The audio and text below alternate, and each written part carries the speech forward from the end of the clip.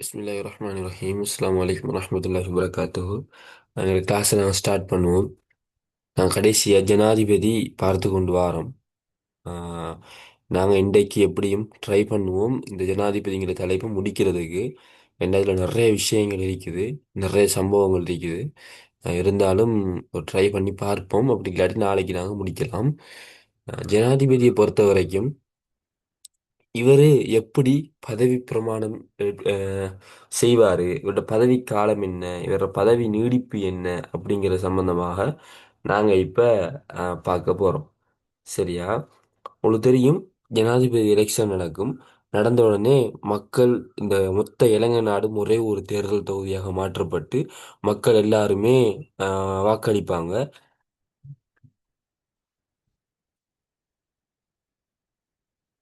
சரியா? மக்கள் எல்லாருமே என்ன செய்வாங்க அப்படின்னு சொன்னா, ஒரே ஒரு தேர்தல் தொகுதியாக மாற்றப்பட்டு அவங்க ஜனாதிபதியை தேர்வு செய்வாங்க. இப்படி தெரிவு செய்யப்பட்ட ஜனாதிபதி என்ன செய்யணும் அப்படி சொன்னா, ஒரு மாசத்துக்குள்ள, சரியா நல்லா கவனிங்க, ஒரு மாசத்துக்கு உள்ள அவரு உயர் நீதிமன்ற நீதிபதிக்கு முன்னால, அல்லது ஏதோ ஒரு பிரதம நீதியரசருக்கு முன்னால, அல்லது ஏதோ ஒரு நீதிபதிக்கு முன்னால அவர் சத்திய பிரமாணம் செஞ்சு தன்னை பதவியை ஏற்றுக்கொள்ளணும். சரியா?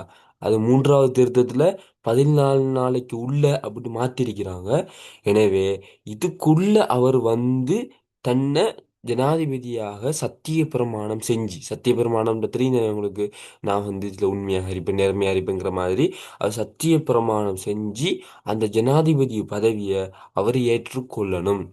அவர் எப்ப ஏற்றுக்கொள்றாரோ அந்த திகதியில இருந்து 5 வருஷத்துக்கு அவருக்கு பதவிக்காலம் இருக்கும்.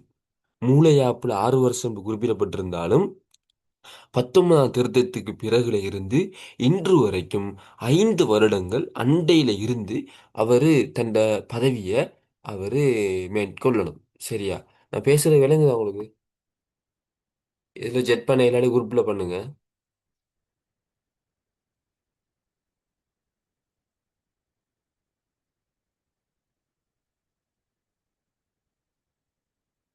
பேசுற விளங்குதா?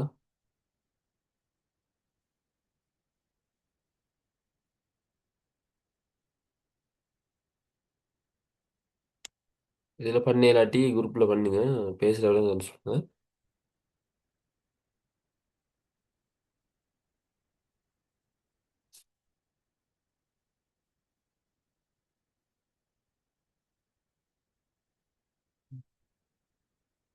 பேசுற விளங்குதா இல்ல? Okay okay. சரி. இப்ப நான் சொன்ன மாதிரி இவர் செய்யணும். சரியா? ஆஹ் இவரு நினைக்கிறார் என்னன்னு சொன்னா, பதவிக்காலத்துல, இவரு பதவிக்காலம் 5 வருஷம் தானே, இவருக்கு ஒரு சான்ஸ் இருக்குது. நீங்க 4 வருஷம் ஜனாதிபதியாக இருந்துட்டீங்க என்று சொன்னா, நீங்க விரும்பினா அடுத்த எலெக்ஷன் நடத்துறதுக்கு ஆர்டர் போடலாம். நீங்க விரும்பினா அடுத்த எலெக்ஷன் நடத்துறதுக்கு ஆர்டர் போடலாம் அப்படின்ட்டு உறுப்புரையில எழுதியிருக்கிறாங்க. அந்த அடிப்படையில சந்திரிகா பண்டாரநாயக்காவாக இருக்கலாம், ஜேஆர் ஜெயவர்தனவாக இருக்கலாம், மஹிந்த ராஜபக்சவாக இருக்கலாம். இவங்க எல்லாரும் என்ன செஞ்சாங்கண்டா, தண்ட பதவிக்காலம் 4 வருஷம் முடிஞ்ச உடனே அடுத்த ஜனாதிபதி எலெக்ஷனை நடத்துங்க அப்படின்ட்டு அவங்க சொன்னாங்க. இதே இப்படி சிஸ்டம் வச்சிருக்காங்கண்டா, சில ஜனாதிபதிமாரால் என்ன செய்வாங்கன்னா அவங்க செய்ய இயலாம இருக்கும், கஷ்டமாக இருக்கும். எனவே எப்படா இதை விட்டுட்டு போறேன்ட்டு அவங்க சில டைம்ல இருக்கலாம். தகுதியான ஒரு ஆள்கிட்ட கொடுத்துட்டு நம்ம இதை விட்டு விலகி கொள்ளணும்னு நினைக்கலாம். அப்ப 4 வருஷம் முடிஞ்ச உடனே அவங்க இன்னொரு ஜனாதிபதி எலெக்ஷன் நடத்துங்க அப்படின்ட்டு பெக்காகலாம். சரியா? ஆனா இவங்க இந்த மஹிந்த ராஜபக்ச சிரிமா அவங்க எல்லாரும் இதை ஏன் பயன்படுத்தினாங்க அப்படின்டா, அவங்க இந்த 4 வருஷம் முடியக்குள்ள மக்களோட சப்போர்ட் தனக்கு இருந்ததை அவங்க அவதானிச்சாங்க. ஒரு வேளை இன்னொரு வருஷம் நாங்க விட்டோம்னு சொன்னா எதிர்க்கட்சி ஏதாவது சதி செஞ்சு அந்த ஆதரவுகள் மத்த ஆட்சியாளருக்கு மாறிடும் அப்படின்னு பயந்து 4 வருஷம் முடியே அவங்க என்ன செஞ்சிருக்கிறாங்க, ஜனாதிபதி எலெக்ஷனை நடத்துங்க அப்படின்னு சொல்லியிருக்கிறாங்க. சரியா? இப்ப அப்படி சொன்னா ஜனாதிபதி எலெக்ஷனை யார் நடத்துற? தேர்தல் ஆணையாளர் என்ன செய்வார்? அவர்தான் அந்த தேர்தலுக்கான டேட்டை அறிவிப்பார். அந்த தேர்தலுக்கான அடுத்த கட்ட நடவடிக்கைகளை பார்ப்பாரு. பார்த்து அந்த தேர்தல் நடைபெறும். அந்த தேர்தலில் இந்த முன்னாள் ஜனாதிபதி, அதாவது அந்த 4 வருஷத்துக்கு பிறகு நீங்க எலெக்ஷன் நடத்துங்கன்னு அறிவிச்சாரே, அவர் தோல்வியுற்றால், இல்ல இல்ல எனக்கு இன்னும் 5 வருஷம், நான் இன்னும் 1 வருஷம் இருக்க போறேன், அப்படி சொல்ல இயலாது. பதவியை விட்டுட்டு வீட்டுக்கு போயிடணும். ஆனா ஒருவேளை அவர் வெற்றி பெற்றா, வெற்றி பெற்ற தினத்தில இருந்து திரும்ப 5 வருஷம், இல்ல இல்ல ஏண்டா பழைய 1 வருஷம் இருக்குது, நான் சேர்த்து இருக்க போறேன், அப்படியெல்லாம் அவர் சொல்ல இயலாது. சரியா? இதுதான் அந்த விஷயம். சரியா? ஆஹ்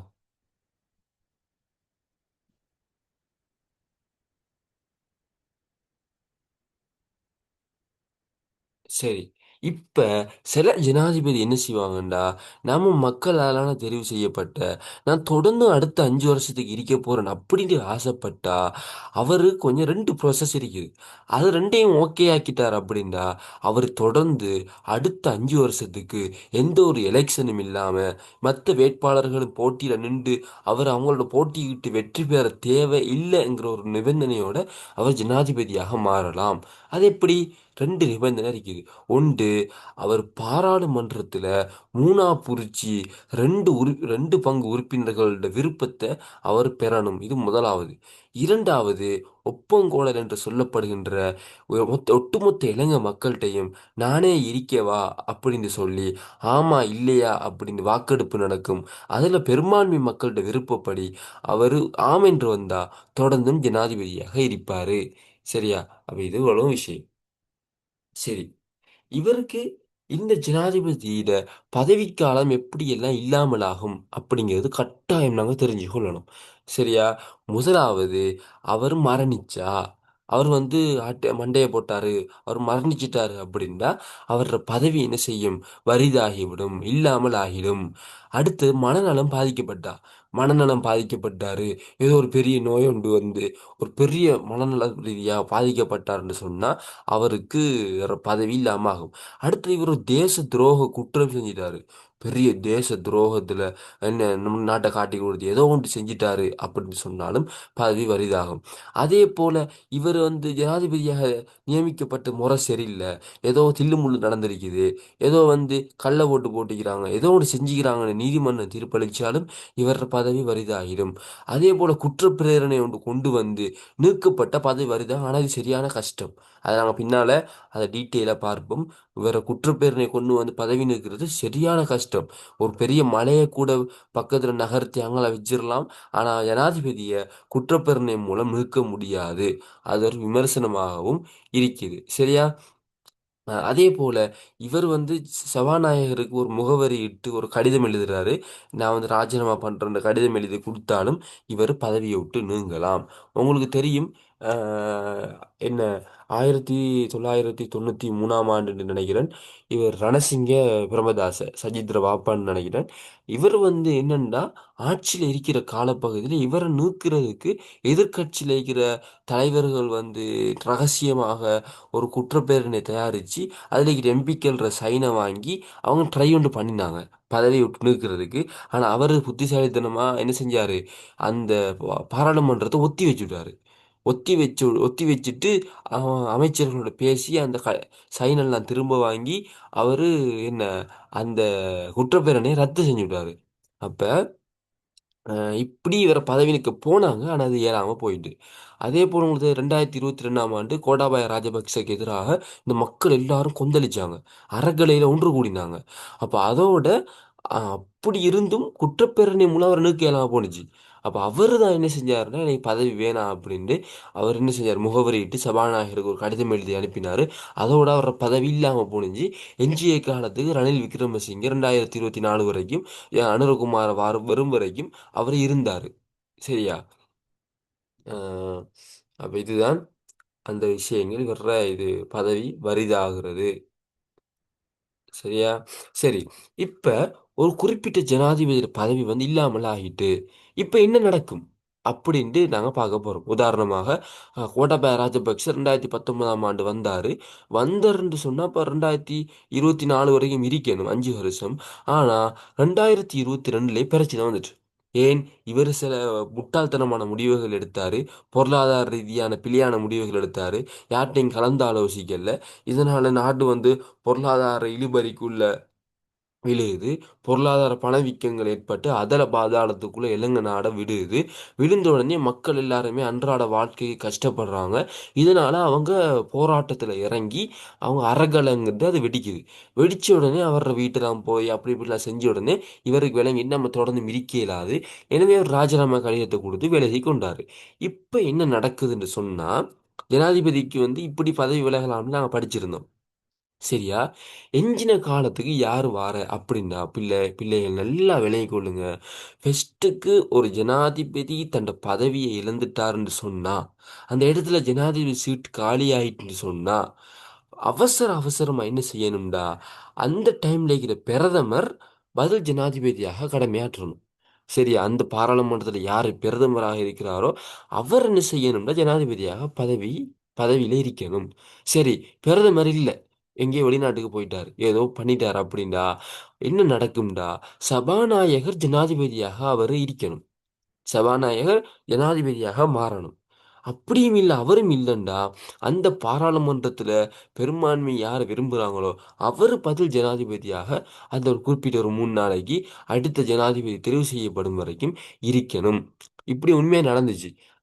ரணசிங்க பிரமதாச காலத்தில் அவர் என்ன குண்டு வெடிப்பில் அவர் செத்து போனார். செத்து போன உடனே ஜனாதிபதி யாரும் இல்லை. 1993 நினைக்கிறேன். அவர் செத்து போறாரு. இன்னும் ஒரு வருஷத்துக்கு ஜனாதிபதி தேவை. அப்போ அந்த டைமில் அவர் செத்து போன உடனே என்ன நடக்குதுன்னு சொன்னால், அந்த டைமில் பிரதமராக இருந்த விஜயதுங்க, டிபி விஜயதுங்கங்கிறவர் டக்குன்னு ஜனாதிபதியாக வாராரு. அதே போல் 2022ஆம் ஆண்டு நடந்த இந்த கோட்டாபய ராஜபக்ச சைன் பண்ணி ரிசைன் பண்ண உடனே டக்குன்னு என்ன நடக்குதுன்னா, அந்த டைம்ல பிரதமராக இருந்த ரணில் விக்ரமசிங்க நினைக்கிறேன், உடனடியாக அவர் பிரதமராக வாராரு. சரியா? இது ஜனாதிபதியாக வாராரு. இப்ப என்ன நடக்கும்னு சொன்னா, அடுத்த கொஞ்ச நாள்ல, சரியா, அடுத்த ஜனாதிபதி எஞ்சிய காலங்களுக்கு இருக்கிறதுக்கான ஜனாதிபதியை தெரிவு செஞ்சிடணும். ஏன்டா திரும்ப எலெக்ஷன் வச்சுதான் தெரிவு செய்யற கஷ்டம். உடனடியாக அதுக்குள்ளேயே ஒரு ஆளை தெரிவு செய்யணும். அப்ப என்ன நடக்கும்? ஒரு ஆள் தான் வாராங்கன்னா போட்டி இல்லாம எல்லாரும் அவரே ஓகே நீங்களே இருங்கன்னா அவர் எஞ்சிய கால ஜனாதிபதி இருப்பார். உதாரணமா டிபி விஜய் இவங்க அப்படித்தான். அவர் வந்த உடனே எல்லாருமே ஓகே நீங்களே இருங்கன்னு சொன்னாங்க. அவர் எஞ்சிய காலம் ஒரு வருஷத்துக்கு ஜனாதிபதியா இருந்தாரு. ஆனா போட்டி நிலவினார், 2 3 பேர் வந்தாங்கண்டா, அதுக்குள்ள ஒரு வாக்கெடுப்பு நடந்து அதுல யார் பெரும்பான்மை பெறாங்களோ அவர் ஜனாதிபதியா மாறுவார். 2022ஆம் ஆண்டு ரணில் விக்ரமசிங்கே, அதே போல அழக பெருமாள், அனுரகுமார், அப்படி நிறைய பேர் வந்தாங்க. அதுல ரணில் விக்ரமசிங்கேக்கு அந்த பாராளுமன்றத்தில் இருக்கிற பெரும்பான்மையான ஆட்கள் தெரிவு செஞ்சதால அவர் எஞ்சிய கால 2 வருஷத்துக்கு ஜனாதிபதியாக இருந்தாரு.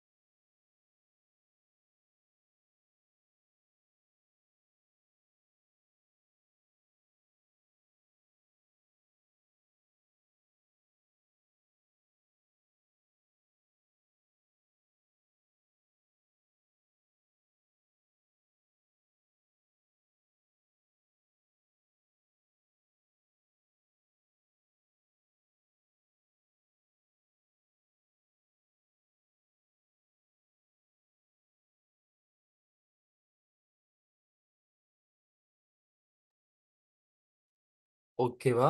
அப்ப ஜனாதிபதியோட பதவி வரிதாகின உடனே என்ன நடக்கணும்னு சொன்னா, பிரதமர் ஜனாதிபதியா வந்துருவாரு. சரியா?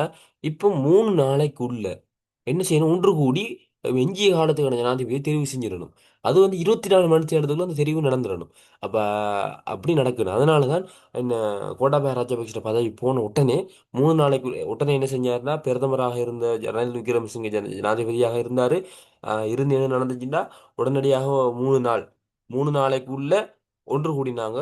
ஒன்று கூடி 48 மணித்தியாலத்துக்குள்ள டக்குன்னு என்ன செஞ்சாங்க? பதில் ஜனாதிபதியை தெரிவு செஞ்சாங்க. அப்ப இதுல இந்த செயலாளர் நாயகம்னு ஒரு ஆள் இருப்பார் தானே? அந்த சபாநாயகருக்கு முன்னுக்கு ஒரு மேசை இருக்கும். அதில் குந்திட்டு இருப்பாரு.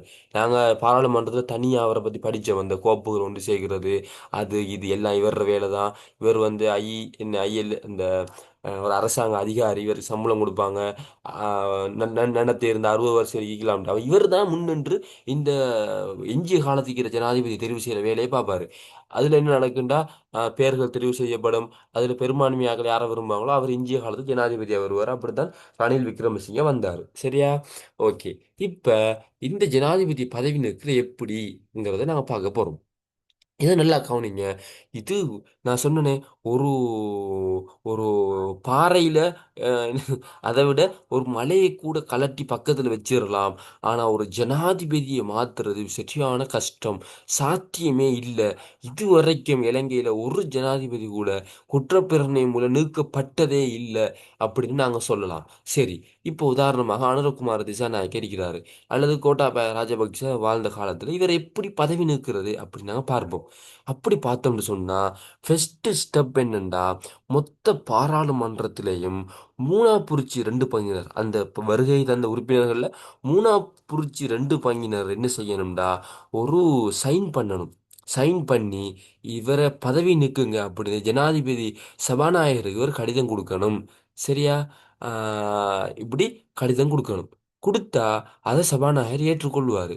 அல்லது மொத்த பாராளுமன்றத்துல அரைவாசி பேருக்கு அதிகமான ஆட்கள் ஒரு கடிதம் எழுதி, நியாயமான காரணம் எழுதி, இவருக்கு இப்படிதான் மனநலம் பாதிக்கப்பட்டுட்டு, இவர் வந்து இப்படி வந்து தேச துரோகம் செஞ்சுட்டாரு, ஏதோ ஒன்று எழுதி அரைவாசிக்கு மேற்பட்ட ஒரு சைன் பண்ணி கொடுத்தா, இப்ப சபாநாயகர் சாய்ஸ்.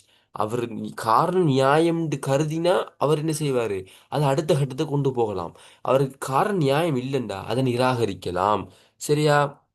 அப்ப இது ரெண்டையும் புரிஞ்சுக்கொள்ளுங்க. ஃபர்ஸ்ட் ஸ்டெப் என்னண்டா, பாராளுமன்றத்தில் இருக்கிற மொத்த எம்பிக்கள்ல 3/2 பங்கினர் அவங்க வந்து சைன் பண்ணணும். இவருக்கு குற்றப்பிரேரணை நாங்க உங்களுக்கு குற்றப்பிரேரணை ஒன்று எழுதி அதுல 3/2 பங்கினர் சைன் பண்ணணும். பண்ணினா சபாநாயகர் அதை ஃபர்ஸ்ட்டுக்கு ஏற்றுக்கொள்வாரு.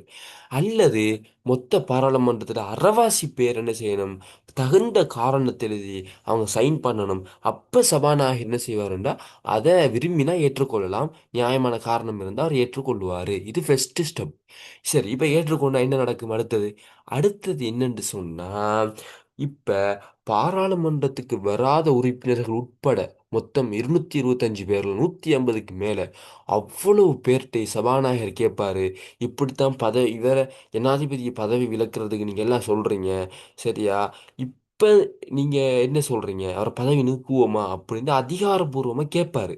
கேட்ட உடனே அதுல இருக்கிற 3/2 பங்கினர் அதை ஆமோதிக்கணும். ஓ, இவர் பதவி நீக்குவோம் அப்படின்ட்டு அந்த பாராளுமன்றம் கூடப்பட்டு தான் 2வது ஸ்டெப். அதுல 3/2 பங்கினர் அதை ஆமோதிக்கணும். சரியா? இப்ப இது 2வது ஸ்டெப். இது நடந்த உடனே என்ன நடக்கும்னு சொன்னா, ஓகே, இப்ப எல்லாரும் ஆமோதிச்சுட்டாங்கன்னு வைங்களேன். இப்ப இது நீதிமன்றத்துக்கு அனுப்பப்படும். உயர் நீதிமன்றத்துக்கு அனுப்பப்படும். அங்க என்ன நடக்கும்டா, ஜனாதிபதியை கூப்பிட்டு அவங்க அந்த காரணத்தை பத்தி விசாரிக்கணும். இந்த டைம்ல ஜனாதிபதி நேரா போகலாம், அல்லது அவர்ட என்ன சட்டத்தரணியை அனுப்பியும் வைக்கலாம். சரியா?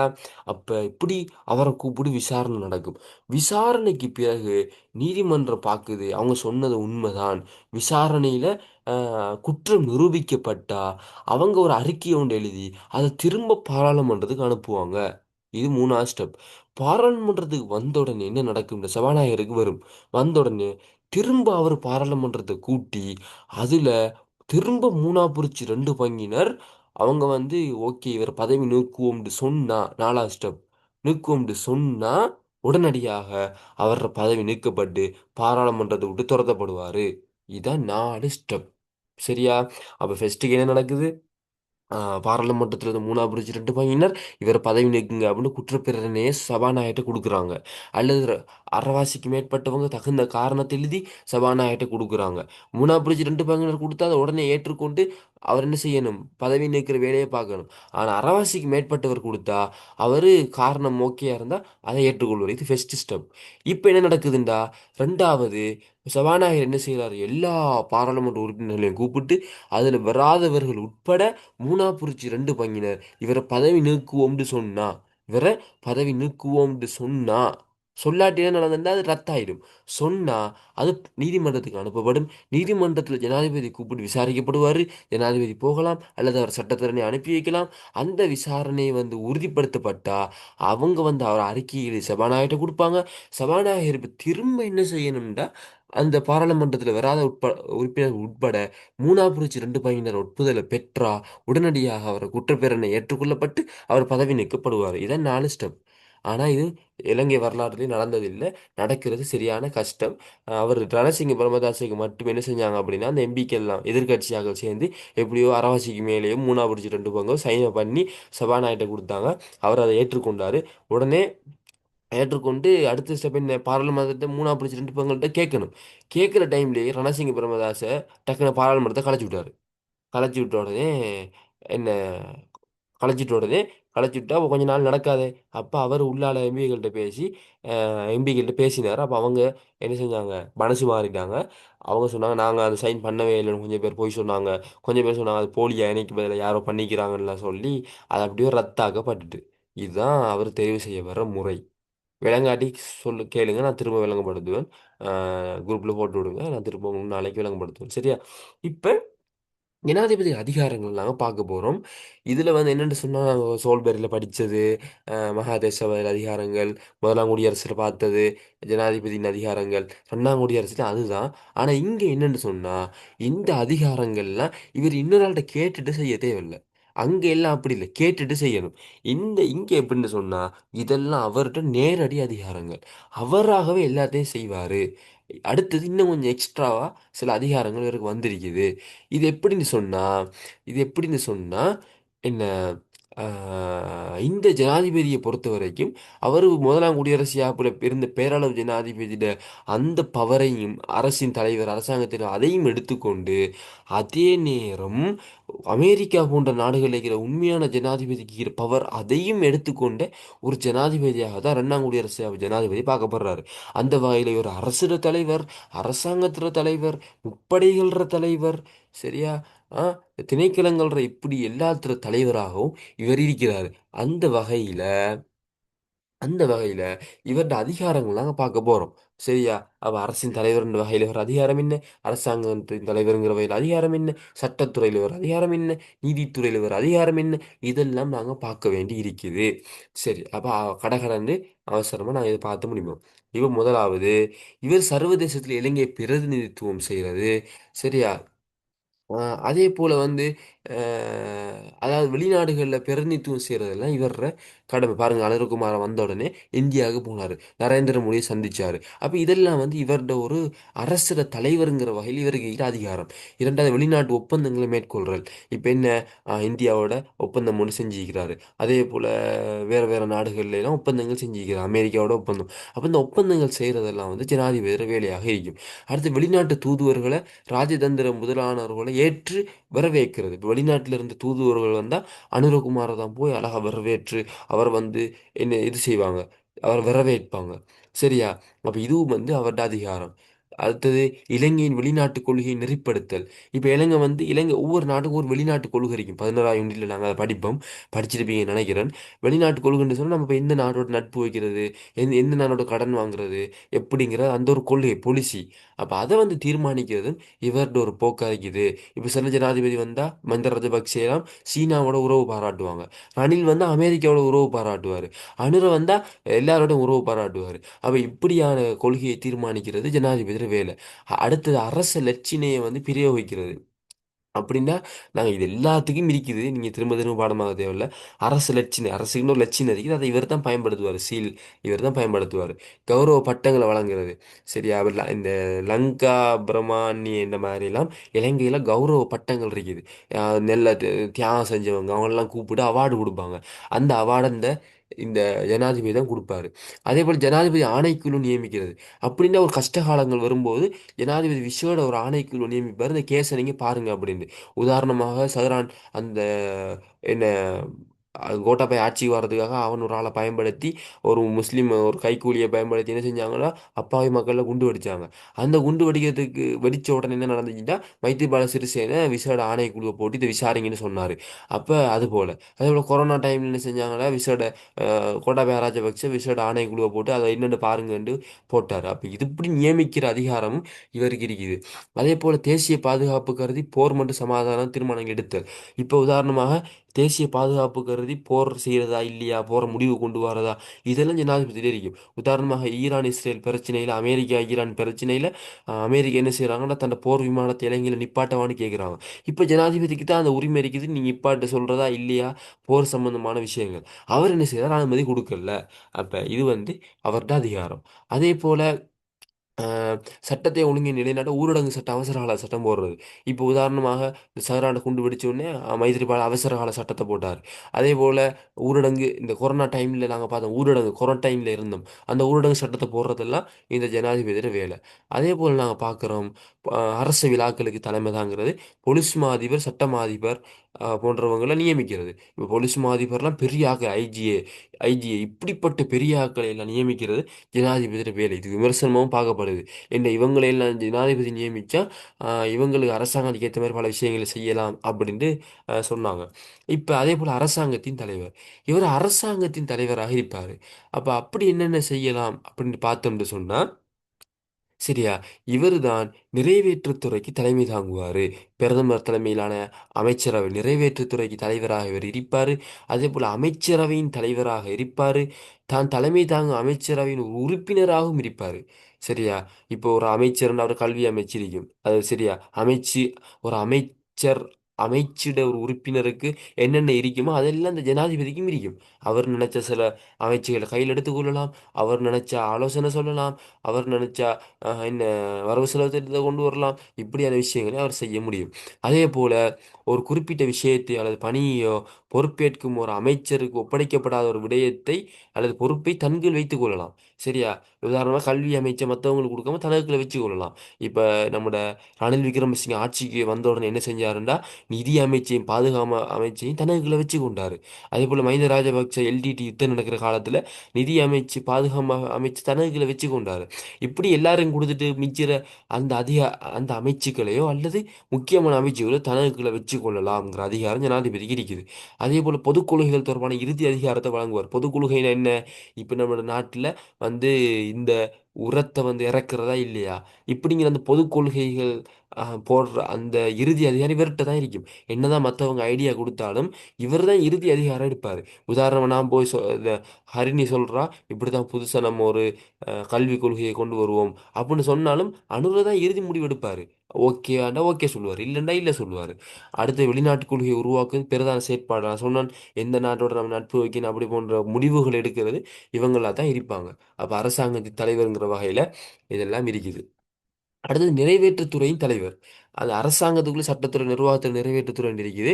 அதில் இப்போ சட்டத்துறை அதிகாரம் என்ன, நிறைவேற்றுத்துறை அதிகாரம் என்ன, நீதித்துறை அதிகாரம் என்னன்னு நாங்கள் பார்க்கணும்.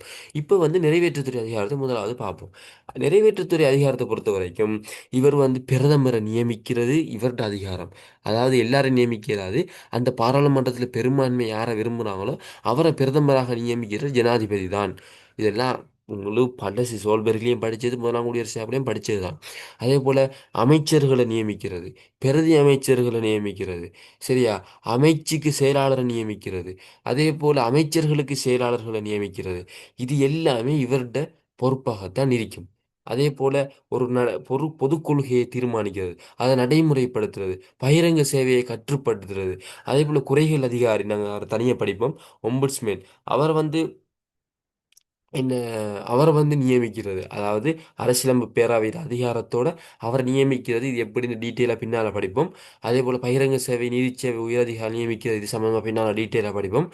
அதே போல் இங்கே ஆயுதப்படைகளோட தளபதிகளை நியமிக்கிறது, சரியா? கடற்படை தளபதி, தரைப்படை தளபதி இவங்களை நியமிக்கிறது, போற சமாதானத்தை பிரகடனம் செய்கிறது. அப்போ இதெல்லாம் நிறைவேற்றுத்துறை அதிகாரம். சட்டத்துறை அதிகாரம் வந்து என்ன, பாராளுமன்றத்தில் முதலாவது கூட்டத்தொடரில் இவர் தான் அரச கொள்கை உரையை வாசிப்பார்.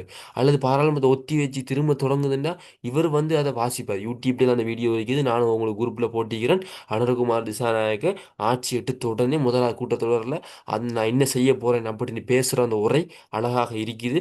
அதை நான் போட்டிக்கிறேன், கட்டாயம் பாருங்க. அதே போல பாராளுமன்றத்தில் சடங்கு ரீதியான இருக்கைகள் இதெல்லாம் பழசில் இருக்கிறது தான் அதுக்கு தலைமை தாங்கிறது.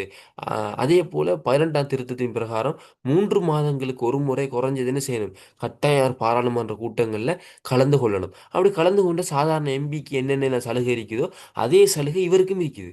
என்ன, பாராளுமன்றத்தில் என்ன பேசினாலும் இவங்களுக்கு எதிராக வழக்கு போட இயலாது, அது ஜனாதிபதிக்கும் இருக்குது. இவர் நினைச்சா பாராளுமன்றத்துக்கு வரலாம், இவர் வந்து பேசலாம். ஒரு எம்பி சாதாரணமாக என்னென்ன செய்யலாமோ அதெல்லாம் ஜனாதிபதி செய்யலாம். அதே போல இவர் என்ன செய்யலாம், பாராளுமன்றத்தை கூட்டலாம், கலைக்கலாம், ஒத்தி வைக்கலாம். நான் சொன்ன ரணரசிங்க பிரமதாச பாராளுமன்றத்தை ஒத்தி வச்சாரு. இதே போல பாராளுமன்றத்தை அனுரகுமார் திசாநாயகர் 2024ஆம் ஆண்டு பதவிக்கு வந்தோடனே கலைச்சி விட்டார். அப்படி கலைச்சி விற்கிற அதிகாரமும் அவருக்கு இருக்குது, சரியா? அதே போல பாராளுமன்ற செயலாளர் நாயகத்தை அரசியலமைப்பு பேரவையில அனுமதியோட நியமிக்கிறது, நான் அதை சொல்லியிருந்தேன். அடுத்து சட்ட அதிபரை அரசியல் பேரவை அங்கீகாரத்தோடு நியமிக்கிறது. இந்த அதிகாரங்கள் எல்லாமே இவங்களுக்கு இருக்குது. அதே யார் சட்ட அதிபர் அப்படின்னா, இப்போ என்ன, நான் வந்து இலங்கை அரசாங்கம் பிழை செஞ்சுட்டு இவங்க அரசியலை மீறிட்டாங்க உயர்நீதிமன்றத்தில் வழக்கு போடுறேன். வழக்கு போட்டு நான் எனக்கு இந்த ஒரு லோயரை வச்சிருப்பேன். அதே போல் இலங்கை அரசாங்கம் சார்பாக வாதிடுறதுக்கு இந்த சட்ட அதிபர் பயன்படுத்துவாங்க. அவர் அவங்க இலங்கை அரசாங்கம் சார்பாக வாதிடுவார். அதே போல் இன்னும் சில விஷயங்களை இவர் செய்வார். அவர் தான் சட்ட அதிபர். இவங்கெல்லாம் நியமிக்கிறது யாரு, இந்த ஜனாதிபதியாக இருக்கிறாரு. சரி, இப்போ ஜனாதிபதி அமைச்சரவையும் அப்படிங்கிற ஒரு தலைப்பு இருக்குது. இதை பற்றி நான் சொல்கிறேன். என்னென்னு சொன்னால், அமைச்சரவைங்கிறது உங்களுக்கு தெரியும், சோல்பெரி ஆப் முதலாம் குடியரசு ஆப்பில் அமைச்சரவை தலைவர் பிரதமர் தான் பெரிய ஆளாக இருப்பார். ஆனால் 2ஆம் குடியரசு ஆப்பில் என்ன பிரதமர் தலைமையிலான அமைச்சரவை இருக்கும். அவங்களும் நாட்டு நிர்வாகத்தை கொண்டு போவாங்க, சரியா? ஆனால் ஜனாதிபதியும் இருப்பார், அவரும் நாட்டு நிர்வாகத்தை கொண்டு போவார். ஆனால் ஜனாதிபதி தான் பெரிய ஆளாக இருப்பார். இது கோல்டிஷ் ஆப்பு முறை. இதை நாங்கள் என்ன செய்வோம், 4ஆம் யூனிட்டில் நீங்கள் படிச்சிருக்கேன்னு நினைக்கிறேன். இப்போ இந்த அமைச்சரவைக்கு தலைவராக பிரதமர் இருப்பாரு. பிரதமர் அமைச்சரவை எல்லாரையும் சேர்ந்து எல்லாருக்கும் தலைவராக இந்த ஜனாதிபதி இருப்பாரு.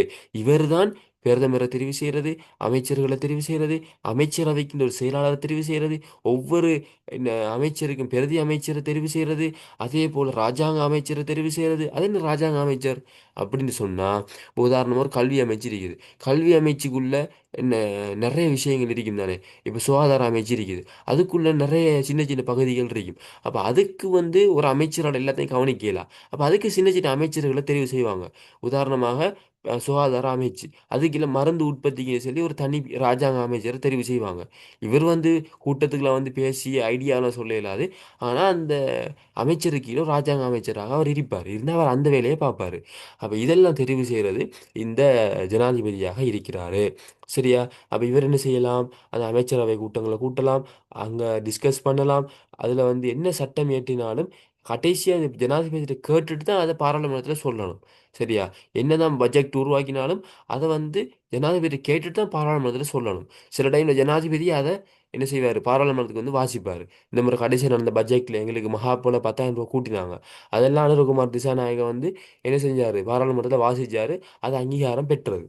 அப்போ இதெல்லாம் ஜனாதிபதியோட பொறுப்பாக இருக்குது. அதே போல் இவர் நினைச்சா என்ன செய்யலாம்னா, எத்தனை அமைச்சுக்களையும் தனக்குள்ள வச்சு கொள்ளலாம். இப்போ ஜனாதிபதி அனுரகுமார் திசாநாயக பாதுகாப்பு நிதி எல்லாத்தையும் தனக்குள்ள வச்சு கொண்டிருக்கிறாரு. அதே போல் மஹிந்த ராஜபக்ச எல்டிடி கால பகுதியில் பாதுகாப்பு விஷயங்கள், நிதி விஷயங்களை தனக்குள்ள வச்சு கொண்டு அவர் நினைச்ச மாதிரி திட்டங்களை போட்டார், அதுக்கு செலவு செஞ்சார், யுத்தத்தை முடிவு கொண்டு வந்தார், சரியா? அப்போ இது அவங்களுக்கு இருக்குது. அதே போல எந்த அமைச்சருக்கும் எந்த விரும்பின அமைச்சு பதவியை கொடுக்கலாம். ஓகே, நீ வந்து தொழில்துறையை வச்சுக்கொள்ளு, நீ வந்து விவசாயத்தை வச்சுக்கொள்ளு, நீ கல்வியை வச்சுக்கொள்ளுன்னு விரும்பினத்தை ஜனாதிபதியோட சாய்ஸில் அவர் கொடுக்கலாம். அதே போல விரும்பாட்டி அதை பறிச்செடுக்கலாம். உதாரணமாக இந்த மஹிந்த ராஜபக்சே என்ன செஞ்சாரு, 2009 காலப்பகுதியில் சரத் பொன்சேகா அவர்களுக்கு அவர் அந்த பாதுகாப்பு அமைச்சுன்னு நினைக்கிறேன் அதை கொடுத்துருந்தாரு. ஆனால் அவருக்கு இவருக்கு ஏற்பட்ட ஒரு கருத்து வேறுபாடால அதை பறிச்சிட்டாரு. பறிச்சு அவருக்கு வேறொரு போஸ்ட்டை வேறொரு சின்ன அமைச்சை கொடுத்தாரு. சரி, அப்போ இந்த விஷயங்கள் எல்லாத்தையும் என்ன இவரால் செய்யணும். ஒரு அமைச்சை கொடுக்கலும், அதை பறிக்கலும், அதை மாற்றி இன்னொருத்தனுக்கு கொடுக்கலும். அப்போ இதெல்லாமே நம்முடைய யாரால, இந்த ஜனாதிபதியால் செய்ய முடியுமாக இருக்குது. சரியா? ஆஹ் ஆனா என்னன்னு சொன்னா, இந்த அமைச்சரவை எல்லாருமே பாராளுமன்றத்துக்கு பொறுப்பு சொல்லணும். இதெல்லாம் உங்களுக்கு தெரிஞ்சதுதான், வளமை எல்லா ஆப்லையும் இருக்கிறது தான். ஆனா ஜனாதிபதி பொறுப்பு சொல்ல தேவையில்லை. ஏன்னா அவர் மக்களால் தெரிவு செய்யப்பட்டவர். சரியா? அதனால அவர் பொறுப்பு செல்ல தேவையில்லை. இது பெரிய ஒரு விமர்சனமாக இருக்குது.